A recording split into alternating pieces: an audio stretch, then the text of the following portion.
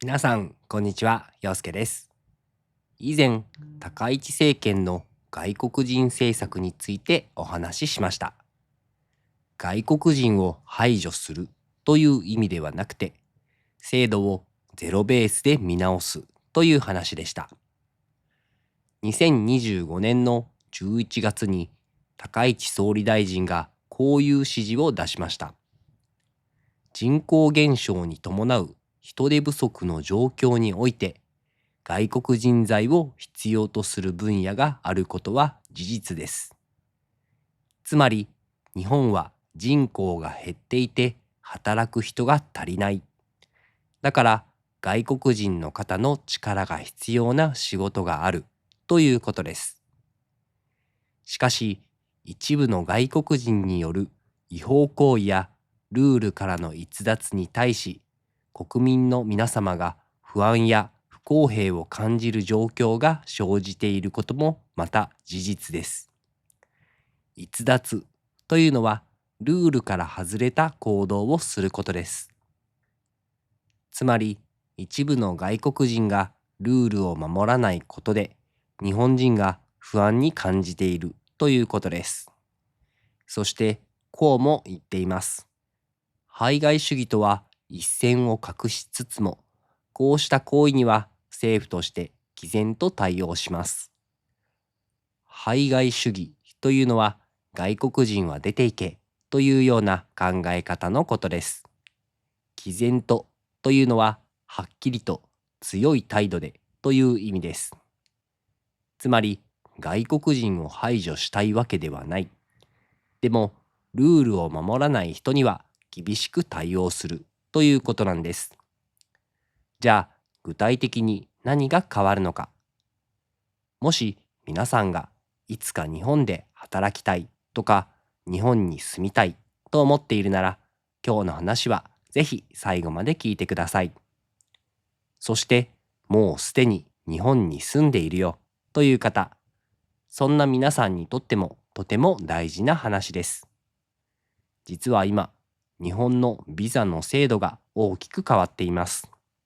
一部はもう始まっていて、2027年にはさらに大きな変化があります。外国人の方が日本に来て働いたり住んだりするためのルールがかなり変わるんです。え、厳しくなるの？そう心配する人もいるかもしれません。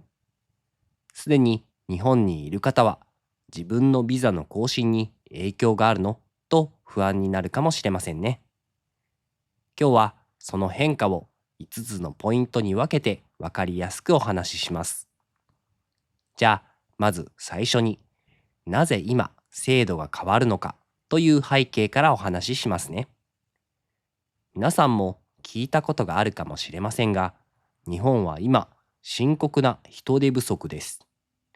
深刻というのはとても大きな問題で、このままではまずいという意味です。少子高齢化、つまり子供の数が減ってお年寄りが増えている。それで働ける人がどんどん減っているんです。コンビニに行っても、レストランに行っても、工場に行っても人が足りないという声をよく聞きます。つまり日本は外国人の方の力が必要なんです。これはもう否定できない事実ですよね。でもここで問題があるんです。今までの制度にはいくつかの大きな問題がありました。例えば技能実習制度。技能はスキル。実習は練習しながら学ぶことです。これは表向きは国際貢献。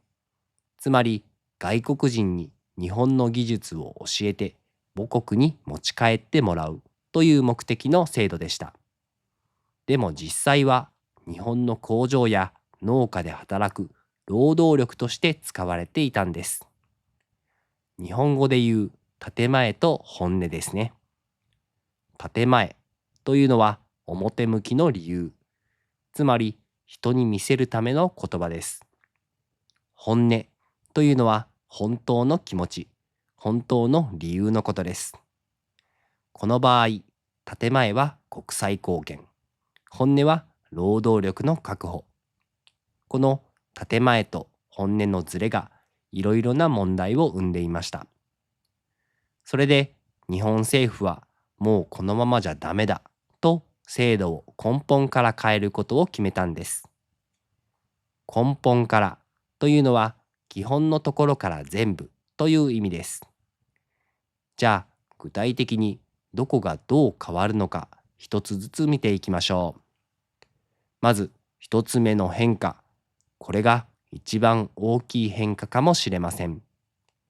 技能実習制度が廃止されて、2027年の4月から育成就労制度という新しい制度が始まります。廃止というのはやめる、なくすという意味です。育成就労、育成は育てるという意味です。就労は仕事をするという意味です。つまり、人を育てながら仕事をしてもらう制度です。さっきお話しした技能実習制度の問題点をもう少し詳しく説明しますね。まず、転職ができなかったんです。転職というのは今の会社を辞めて別の会社で働くことです。技能実習生は最初に決められた会社でしか働けませんでした。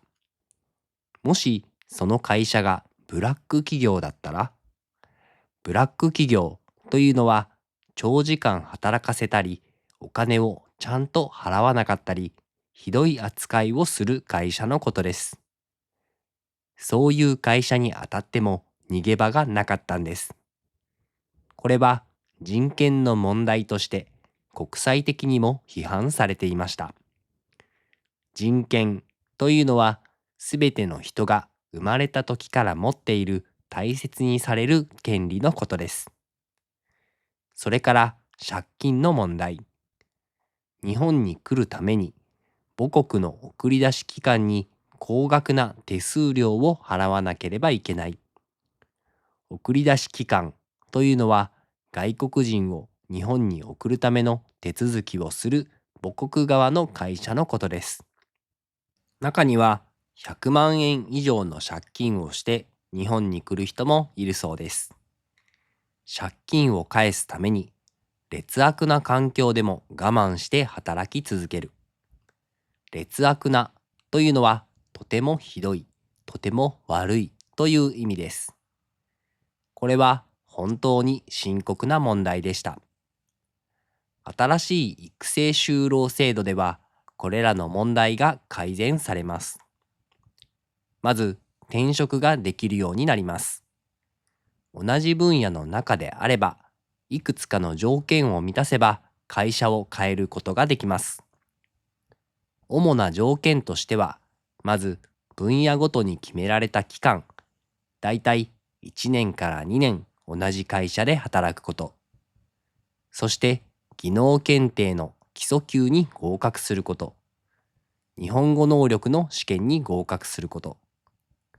技能検定というのは仕事のスキルをテストする試験のことで、基礎級は一番下のレベルです。日本語のレベルは分野によって違いますが、N5 から N4 くらいの範囲のようです。それ以外にも転職先がちゃんとした会社であることや、民間の紹介会社ではなく、ハローワークなどを通すことなど細かいルールがあるそうです。ハローワークというのは政府が運営する仕事を探す場所のことです。無料で利用ができます。条件が多いように感じるかもしれませんが、大事なのは転職ができるようになったということ自体が大きな進歩だということです。次に借金の問題。母国の送り出し機関に本人が払う費用の上限が日本での月給の2ヶ月分までに制限されます。今までは上限がなくて平均で50万円以上を自分で払っていました。それが月給の2ヶ月分まで。上限を超える費用については、受け入れ企業側が負担する方向で制度が整備されています。受け入れ企業というのは、外国人を雇う日本側の会社のことです。これで大きな借金を背負って日本に来るという状況は大幅に改善されるはずです。そして一番大事なのが、キャリアパスが見えるようになったこと。キャリアパスというのは、仕事をしながらステップアップしていく道筋のことです。育成就労で3年間働いて、技能検定の3級と N4 以上の日本語試験に合格すれば、特定技能1号にステップアップできるそうです。特定技能というのは、ある分野で一定のスキルがある外国人のための在留資格です。もし試験に落ちてしまっても、同じ会社で働き続ける場合は、最長1年間、再挑戦をするための期間がもらえます。そして、特定技能1号で最長5年。さらに頑張って特定技能2号になれば、在留期間の上限がなくなって、長く日本で働き続けることができる。在留期間というのは、日本にいてもいい期間のことです。つまり、日本で働く、技能を磨く、試験に受かる、もっと長く日本にいられるというはっきりした道が見えるようになったんです。政府の方針では、新しい育成就労と特定技能を合わせて約123万人の受け入れを計画しているそうです。これは日本政府が本気で外国人材を受け入れようとしている証拠だと思います。こういう方たちがもっと安心して日本で働ける制度になってほしいなと心から思います。次に2つ目の変化。永住と帰化の条件が厳しくなります。永住はずっと日本に住み続けられる資格のことです。帰化は日本の国籍を取ること、つまり日本人になることです。まず、帰化についてですが、今まで日本に5年住んでいれば申請できたのが10年に伸びる可能性があります。これはまだ検討中ですが、永住の要件との整合性を取るためだと言われています。整合性というのは、ルール同士のバランスが取れていることという意味です。永住についてはいくつかの変化が検討されています。まず、日本語能力が必要になるかもしれません。今までは永住の申請に日本語のテストは必要なかったんですが、これが必須になる方向で検討されています。これは皆さんのように日本語を勉強している方にとってはむしろ有利になりますよね。そしてこれが大事なんですが、2027年の6月から税金や社会保険料を払っていない外国人は在留資格の更新ができなくなる方針です。在留資格というのは、外国人が日本にいるための許可のことで、ビザと似たようなものです。税金は国や市に払うお金ですね。社会保険料は健康保険とか年金のためのお金です。マイナンバー、つまり日本の個人番号制度と連携して、税金や保険料の支払い状況がビザの審査にリアルタイムで反映されるようになります。リアルタイムというのは、すぐにその場でという意味です。ここで、厳しすぎないと思った方もいるかもしれません。でも考えてみてください。税金や社会保険料を払うのは、日本人も外国人も同じルールですよね。日本人だって税金を払わなければ問題になります。つまり、みんな同じルールで生活しましょうということなんです。逆に言えば、ちゃんと税金を払って、保険料を払って、真面目に働いている外国人の方にとっては全く問題ありません。むしろ、ルールを守っている人が正当に評価される仕組みになるということです。3つ目の変化は、経営管理ビザと医療費に関する対策です。経営管理ビザというのは、日本で会社を作って経営する人のためのビザです。実はこのビザのルール、もう変わっています。2025年の10月16日に新しいルールが始まりました。一番大きな変化は資本金です。資本金というのは、会社を作るときに用意するお金のことです。今までは500万円あればビザが取れました。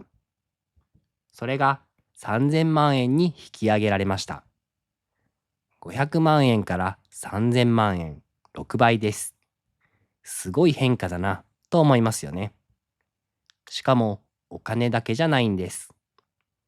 新しいルールでは、日本人や永住者の常勤の社員を1人以上雇うことが必須になりました。常勤というのはフルタイム、つまり毎日決まった時間に出勤する働き方のことです。今までは500万円の資本金か2人以上の常勤社員のどちらかでよかったのが、3000万円と1人以上の常勤社員の両方が必要になったんです。さらに、経営者本人の日本語能力も見られるようになりました。そして、3年以上の経営の経験があるか、経営に関する大学院の学位があるという条件も加わりました。事業計画については、公認会計士や中小企業診断士という専門家のチェックも必要になります。公認会計士は会社のお金の専門家、中小企業診断士は会社の経営をアドバイスする専門家です。なぜこんなに厳しくなったのかというと、この経営管理ビザを悪用する人がいたからなんです。悪用というのは、制度を本来の目的とは違う形で悪いことに使うことです。ペーパーカンパニー、つまり形だけの会社を作ってビザを取得するケースが増えていました。まず、そもそもなぜペーパーカンパニーが作られたのか。以前の資本金500万円という基準は、2006年に決められてから約20年間ずっと変わっていませんでした。その間に円安が進んで、500万円の価値は国際的にどんどん下がっていったんです。円安というのは、日本のお金の価値がドルやユーロなどの他の国のお金に比べて安くなることです。比較すると、アメリカの似たようなビザは3000万円から4500万円くらい必要なようです。韓国でも約3200万円。それに対して日本はたったの500万円。つまり、国際的に見て日本のビザは格安だったんですね。お金でビザが買えると言われてしまうような状況でした。それで何が起きたかというと、いくつかのパターンがあります。一つ目は、日本に住むことだけが目的のケース。実際にはビジネスをする気がないのに、500万円で会社を作ってビザだけ取る。中には、店金といって500万円を一時的に借りて、会社を作ったらすぐ返すという手口もあったようです。店金というのは、見せるためだけに用意したお金のことで、もちろん違法です。二つ目は、日本の医療制度を利用するケース。会社を作って経営管理ビザを取ると国民健康保険に入れます。そうすると高額な医療でも自己負担は3割で済みます。自己負担というのは自分で払う分のことです。10万円の治療でも3万円で済むんです。これを利用して高額な治療を受けて保険料を払わないまま自分の国に帰ってしまう。しかも家族も家族滞在ビザで呼んで同じように医療を受けさせる。家族滞在というのは日本にいる人の家族が一緒に住むためのビザです。こういうケースが増えていたんです。3つ目は民泊ビジネスを利用するケース。民泊というのは普通のマンションや家を旅行者に貸し出す宿泊ビジネスのことです。民泊を経営しますといえば経営管理ビザを取れるわけです。でも実際には掃除もチェックインも運営は全部他の会社に丸投げ。丸投げというのは自分では何もしないで全部他の人に任せてしまうことです。本人は何もしていない。経営管理ビザは自分で事業を経営する人に出されるビザです。でも実態はビザを取るためだけに会社を作っただけ。これも結局ペーパーカンパニーと同じなんです。しかも海外の SNS では日本語ができなくても大丈夫。民泊なら簡単にビザが取れるという情報まで広まっていたそうです。2023年に東京の入管が怪しいと思われる約300件を調べたところ、なんと9割で事業の実態がなかったそうです。入管というのは出入国在留管理庁の略で、ビザや入国に関する手続きをする政府の機関のことです。驚くことに、大阪や東京のあるビルでは、一つの住所に数十社から100社以上の会社が登記されていたそうです。登記というのは、この住所にこの会社がありますと国に届け出ることです。一つのビルに100社。これは明らかにおかしいですよね。だから3000万円の引き上げや常勤社員の雇用義務、経営経験の要件などが加わったんです。ちなみに、もう変わったの？準備が間に合わないと思った方もいるかもしれません。でも安心してください。すでに経営管理ビザを持っている方には3年間の経過措置があります。経過措置というのは新しいルールにすぐに対応できない人のための準備期間のことです。つまり2028年の10月16日までは準備期間があるんです。とはいえ、この3年間で新しい基準を満たすようにしなければなりません。なかなか大変ですが、ちゃんとしたビジネスプランがあって、本当に会社を経営するつもりなら、新しい基準を満たすことがむしろ信頼の証になりますよね。問題はビザを取るためだけに会社を作っていた人たちです。そういう人たちは新しい基準を満たすことはできないでしょう。つまり今回の変更はそういった悪用を防ぐための改正なんです。もう一つ、医療費に関連した話。さっきペーパーカンパニーで健康保険を悪用するケースを紹介しましたが、それだけじゃないんです。旅行で日本に来て病院に行ってお金を払わないで自分の国に帰ってしまう人もいたんです。以前は20万円以上の不払いがあると次に日本に入国するのを拒否するというルールでした。不払いというのは払うべきお金を払わないことです。これが1万円以上に変わります。20万円から1万円。つまり医療費はちゃんと払ってくださいねというメッセージですね。ゲスタという新しいシステムも導入される予定です。アメリカのエスタというシステムと同じように、旅行に行く前にオンラインで事前審査を受けるシステムですね。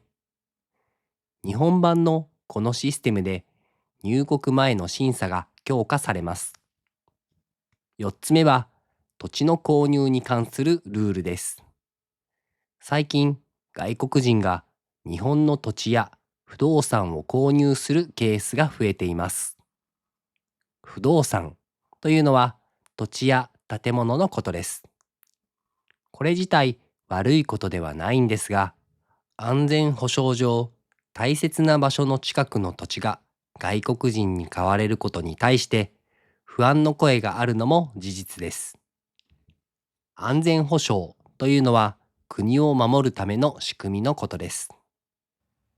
例えば自衛隊の基地の近くとか水源地の近くとか。水源地というのはみんなが使う水が出てくる場所のことです。こういった場所の土地については、購入する人の国籍を確認する制度が整備されます。また、外国人がマンションを短期間で売買して価格を吊り上げるという問題もあるので、その実態把握も進められています。これは外国人が日本の不動産を買えなくなるという話ではありません。透明性を高めるということです。透明性というのは情報がオープンで誰でも見える状態にすることです。誰がどこの土地を持っているかきちんと把握できるようにする。多くの国で同じような制度がありますよね。アメリカ、韓国、カナダなどでも外国人の土地取得に対してルールがあります。そして5つ目。これは直接ビザの話ではないですが、大事なことなので触れておきます。共生社会に向けた課題です。共生社会というのは、日本人も外国人もみんなが一緒に暮らしていく社会のことです。日本は外国人を受け入れるだけではなくて、一緒に暮らしていくための環境も整えなければいけません。例えば、ある特定の地域に外国人が集中して住むと、学校の教室で日本語が通じない子どもが急に増えたりして、先生たちが大変になるという問題があります。埼玉県の川口市などでこういった課題が出ているそうです。これに対して特定の地域に集中しないように地方への分散を施す策が検討されています。分散というのは一箇所に集まらないでいろいろな場所に散らばることです。また、難民認定の審査についても大きな変化があります。難民というのは戦争や迫害から逃れてきた人のことです。難民認定は、この人は本当に難民ですと政府が認めることです。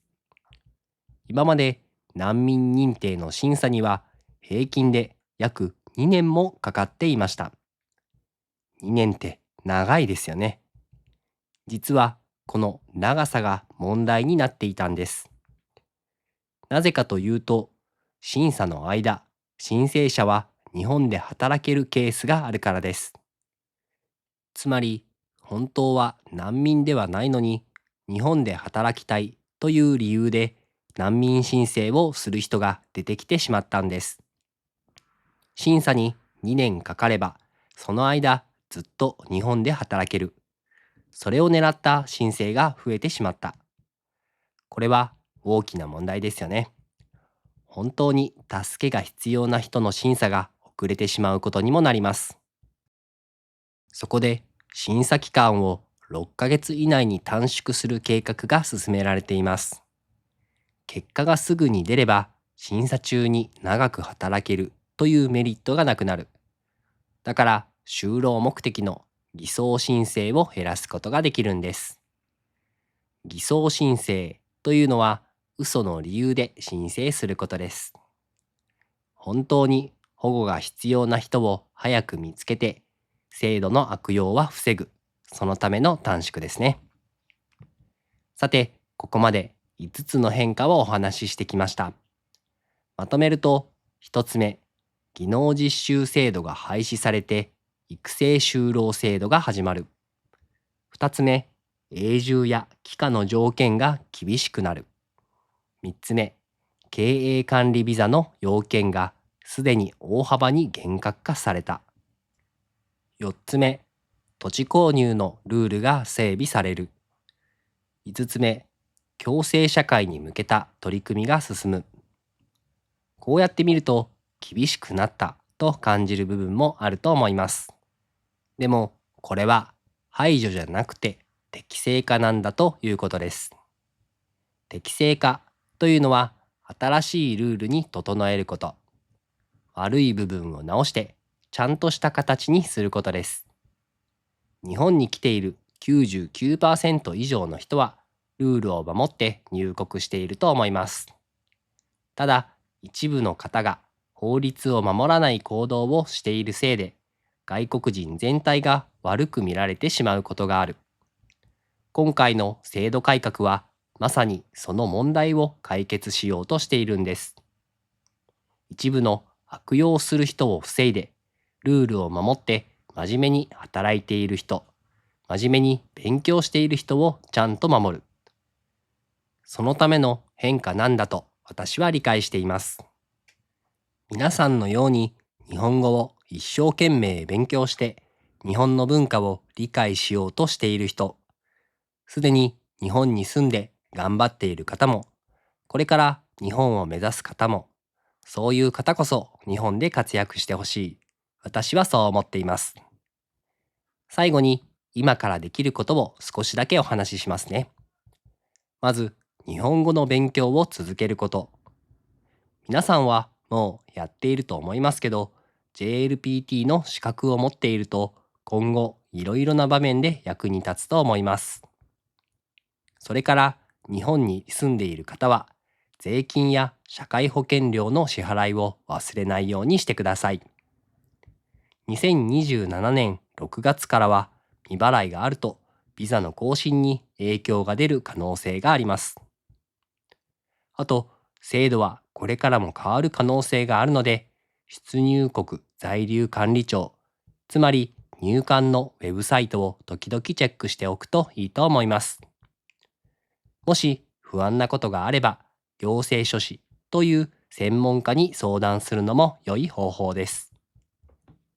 行政書士というのは、ビザの申請や役所に出す書類の手続きを手伝ってくれる専門家のことです。そして大事なことをお伝えしておきますね。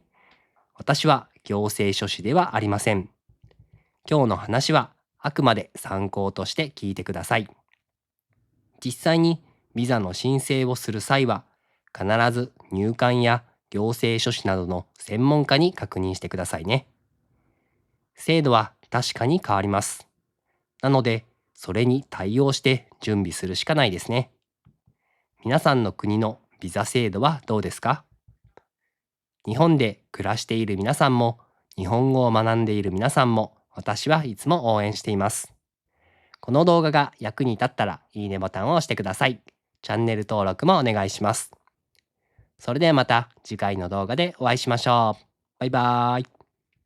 Yosuke teaches Japanese every day, bringing words and phrases come one day. From hiragana to kanji, you'll see learning's fun with Yosuke. Come with me.